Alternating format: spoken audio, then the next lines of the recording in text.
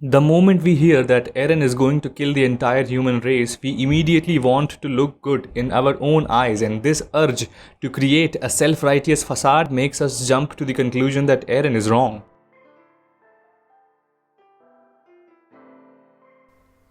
So you saw the thumbnail, you read the title, and you clicked on the video. That means somewhere deep in the corner of your heart, you want to sympathize with Eren's action, even though you have decided you don't like what he's doing. So, first, let's see what's the need of this video. Isn't it obvious what Eren is doing is clearly, obviously wrong? I mean, even this girl who's constantly been simping on Eren for 4 seasons now thinks he's wrong, so. See, the point is, most of us, if not all, have rejected Eren's philosophy from the face of it, without giving it any deeper thought.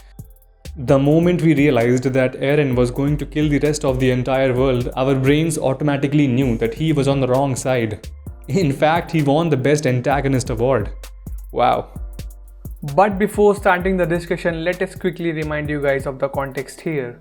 So in short, Eren and the other Eldians discovered the secret of Titans towards the end of season 3 and how Marlians and the rest of the world perceive them as a threat to their existence, since they can basically transform into man-eating titans any moment and destroy the world using this annihilating weapon called Rumbling, due to which and some other reasons Marley attacked the island of Paradis. Now in an attempt to survive, Eren decides to kill the rest of the world.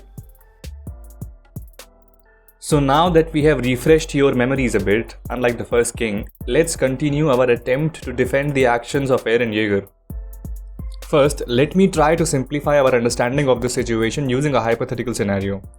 Imagine yourself in a cage with a lion 10 times your weight and hungry as fuck. There's no way out and you are this lion's last supper and your loss is certain, and then all of a sudden you realize that you have this magical ability using which you can kill this lion. This magical ability is your only chance of survival. Now, will you not pull the trigger?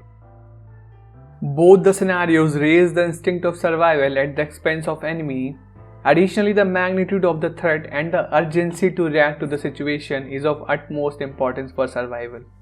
Well, you might quickly decide that killing the lion is the ultimate way to survive in this situation, and maybe the right thing to do in the absence of any middle ground.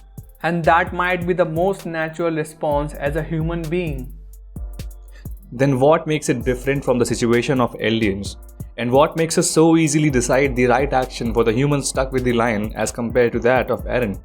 Why aren't we able to perceive Eren versus the rest of the world like this human versus the lion situation? Is there any fundamental difference between these two? Let's try to think about it in two different ways. First, we'll discuss what a more rational mind would think, and then we'll see what a more emotional, more human mind would think. Let's begin with the rational one. A most rational thinker might say no. There is no fundamental difference between these two situations, and hence, what Eren is doing is pure survival instinct. You either attack the lion and kill it or get eaten by it. Absolutely no middle ground. And Attack on Titan has also been trying to establish the absence of any middle ground for so many episodes that it wouldn't be called lazy thinking to admit it. Either kill the lion or get eaten, snatch their freedoms before they snatch yours. And this is one assumption we are going to use in this entire video, the absence of any middle grounds. In fact, let's get this more clear. Is it really not possible to find any solution at all? I really don't think humans can do that, find a solution and coexist. Even if they did find a middle ground, they'll make that middle ground a reason for further conflicts. They'll start trying to acquire even the middle ground for themselves. The only way to coexist is probably just to stop interfering with the others. Well, that's what the first king did, tried the best chance these races had, and guess what? The best chance to avoid conflict didn't last for more than 100 years, and the first king is one of the most hated characters of the show. So now I think it's clear why this is a good assumption to have, the absence of any middle grounds. Either kill the lion or get eaten. Snatch their freedom before they snatch yours. To a rational thinker's mind, it wouldn't matter if the opponent is one single lion or the entire human civilization, as long as our protagonist is fighting for his survival and it's a do or die situation. And hence, Eren's actions are justified for Erwin Smith. Who else is more rational than this man? But to us non-Erwin Smiths, is it possible to put the Eren versus the rest of the world situation in the same basket as the human versus the lion situation? Do we see any fundamental differences between these two?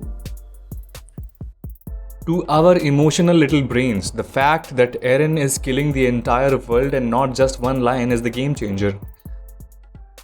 The moment we hear that Eren is going to kill the entire human race, we immediately want to look good in our own eyes, and this urge to create a self-righteous facade makes us jump to the conclusion that Eren is wrong. That way, we immediately resolve the political conflict inside our head, one side wanting to be right in our own eyes and the other side wanting to think rationally and maybe agreeing with Eren, and the former obviously wins. I say let's give a chance to the other side as well. Now let's try to analyze on an emotional and sympathetic level. Let's humanize the thought process a bit. I mean, we are not machines like Erwin Smith, are we? So yes, the brutal fact is there will be loss of countless lives. Countless innocent lives who are not even aware of this war, who are not even aware of this race of Eldians, who are just living their lives peacefully in some corner of their world. All of them will come under the wrath of rumbling. That's the fundamental characteristic of this stupid concept of war. Did you know that in World War I, 9.7 million soldiers died, and on top of that 10 million civilians died? World War II, you ask, 20 million soldiers and 40 million civilians. These civilians were not even fighting the war. So one way or the other, if Eren goes for rumbling, countless civilians outside the walls die, and if he doesn't, a bit less than countless civilians inside the walls die. Now, why you would think less innocents dying is better than more innocents dying, I don't understand. Brings us to the famous moral dilemma. You can either pull the lever and get one worker to die on the railway track, or don't pull the lever in an attempt to avoid being responsible for anything and 5 workers die. Now, which decision is the right one? No answer to that question. So, no answer to Eren being right or wrong, even if we think from an emotional perspective. So, an emotional thought process may not be the right way to think about it.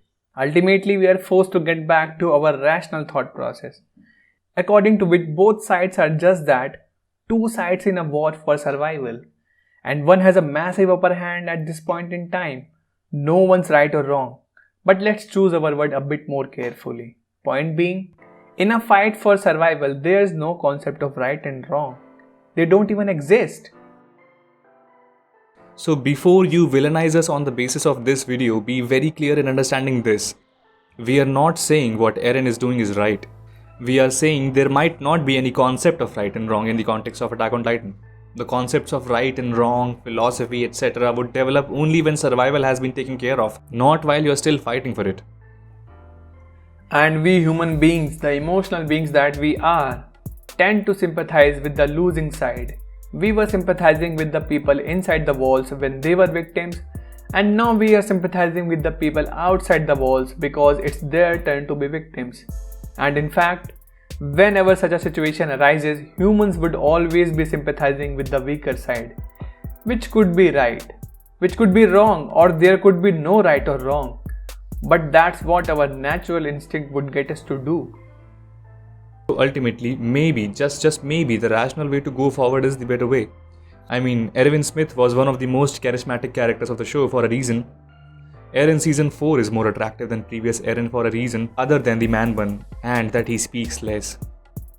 In the end, just think about it. What would you do if it is revealed with certainty that a certain 10-year-old kid was going to grow up to be a terrorist in the next 20 years and destroy countless lives? Would you kill him at this moment? Would you kill him while you still have the chance? Give it a thought.